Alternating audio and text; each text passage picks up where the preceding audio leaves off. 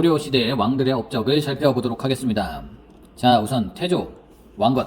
흑창을 만드는데, 흑창은 그 옛날에 고국 천황 때 을파소의 진대법과 같은 것이죠. 그러니까 곡식을 빌려주고 가을에 받는 빈민구제책이 되겠고, 이게 성종 때 가서는 의창으로 명칭을 변경하게 됩니다. 자, 그 다음에 멋있는 말을 하는데, 취민유도 백성을 취할 때는 도리가 있어야 됩니다 하면서 10분의 1세를 받은 거죠. 농사를 지어서 100가마니를 얻었으면 10가마니만 세금으로 낼 수 있는 거죠. 지금 생각해보면 과해 보이는데, 이때는 뭐 2분의 1세도 있고 여러 악덕 세금이 많았기 때문에 굉장히 백성을 위하는 정책을 했다라고 보시면 되겠고, 자, 그 다음에 호족이 힘이 세다고 했었잖아요. 이 호족들을 달래주기 위해서 결혼도 하고 땅도 주고 역분전, 그 다음에 성씨도 줍니다. 사성. 그 다음에 네가 원래 다스리던 지역은 그대로 네가 다스려라 하는 사심관제도. 그 다음에 그래도 혹시 모르니 네가 반란을 일으키면 네 아들을 죽이겠다, 아들을 보내라, 기인제도. 이렇게 있죠. 자, 그 다음에 북진정책을 펼쳤고 훈요 10조를 남깁니다. 훈요 10조의 내용은 불교를 잘 섬겨라, 그래서 팔관의 연등에 잘하고 거란하고 친하게 지내지 말고 능력 있는 사람이 왕이 되어라, 이런 내용들이 있습니다. 자, 그 다음에 광종 보도록 하겠습니다. 광종, 태해종 광. 자, 연호를 사용했습니다. 광덕과 중풍이라는 연호를 사용했다. 이것도 문제에 꽤 많이 출제되는 것이 되겠고요. 그 다음에 노비 안건법을 시행합니다. 이것은 뭐냐면 억울하게 노비가 된 사람들을 풀어주겠다라고 하는 건데, 사실 노비라는 것이 왕한테는 좋을 게 없어요. 이 호족들한테나 좋죠. 그러니까 귀족들한테나 좋은 거죠. 그 사람들을 노동을 착취하고 또 훈련을 시켜서 또 반란을 일으킬 수도 있고, 그래서 이 노비를 풀어줌으로써 귀족들의 힘을 약하게 하고 왕권을 강화하는 것이죠. 그 다음에 이거는 세금 걷는 제도고, 그 다음에 과거제도를 시행을 합니다.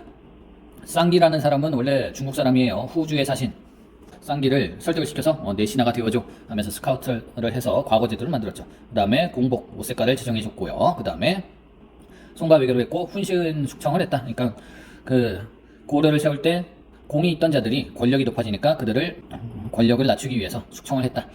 자, 그 다음에 성종 보도록 하겠습니다. 광종도 중요하고 성종도 중요하죠. 자, 성종은 여기 있고, 아까 얘기했던 일창이 있고, 물가를 조절하는 상평창이 있고, 최초의 화폐인 권원중부를 만들기도 했고, 12목을 설치해서 지방관을 파견합니다. 이것은 원래 지방관이 없었죠. 호족들이 다스렸는데 갑자기 지방관을 파견시키면 호족들이 굉장히 화가 나겠죠. 그럼에도 그거를 했다. 이게 드라마 고려거란 전쟁을 보면 또 그런 갈등을 다루는 것이 있는데, 지방관을 파견하면 호족들이 받지 않고 지방관을 때려서 쫓아내고 이런 경우도 있었지만, 하여튼 모든 9년에다가 지방관을 파견한 것은 아니지만 지방관을 이때 파견하기 시작했다. 그 다음에 국자감이라는 교육시설을 만들었고요. 좀 너무 건방지게, 옛 주인한테 건방지게 하는 노비들은 다시 노비로 바꾸기도 했고, 그 다음에 최승로의 시모 28조를 받아들여서 유교적 정치 이념을 확립을 했다 라고 생각해 주시면 되겠고요. 자, 이때 이성육부 조선시대까지 쭉 가고, 그 다음에 우리가 발해 때 당나라의 삼성육부를 받아들여서 통치체제로 했다라고 했는데, 계속 사용되고 있다는 것을 여기서 보여주고 있죠.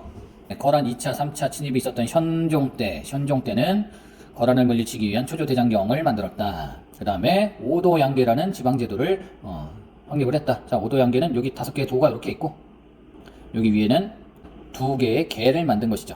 그래서 지방을 통치를 했다. 여기는 군사적으로 강한 지역으로 만들었고, 여기는 오도로 통치를 했다라고 생각해 주시면 되겠고요. 자, 그 다음에 문종 때는 왠지 공부를 장려했을 것 같은 문종 여기 있죠. 문종 때는 3심제 3번 재판에서 사용을 시켰다는 뜻이고요. 그 다음에 최충의 구제학당으로 사학이 발달했다. 전시과는 나중에 통틀어서 한 번에 정리를 하도록 하겠습니다. 수치제도인데, 그 다음에 동서대비원도 있었다. 숙종 때는 별무반을 만들어서 여진족에 저항을 했다. 그 다음에 숙종 때 화폐를 많이 만들었는데, 은병과 해동통보와 사만통보 등의 화폐를 많이 제작을 하였다. 예종은 관학, 이게 지금 문종 때 사학이 너무 발달하니까 관학을 진흥시키기 위해서 관학 진흥책을 몇 가지 마련하는데, 양용고로 창학재단을 만들고 7개의 학과를 만들어서 7제, 교육기관을 만들고 7제로 만들게 되었고, 그 다음에 국학으로 이름을 바꿔서 교육기관을 운영하게 됩니다. 충여랑과 충선왕 때, 충여랑 때 성리학을 수용하게 되고요.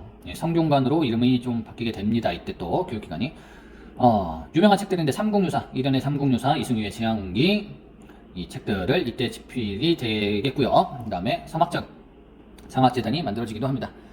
자, 이때 원나라하고 같이 일본 원정을 갔지만 태풍 때문에 실패했던 일도 있었죠. 그 다음에 충선 왕 때는 사림원과 망권당을 만들어서 행정과 교육시설을 만들었다.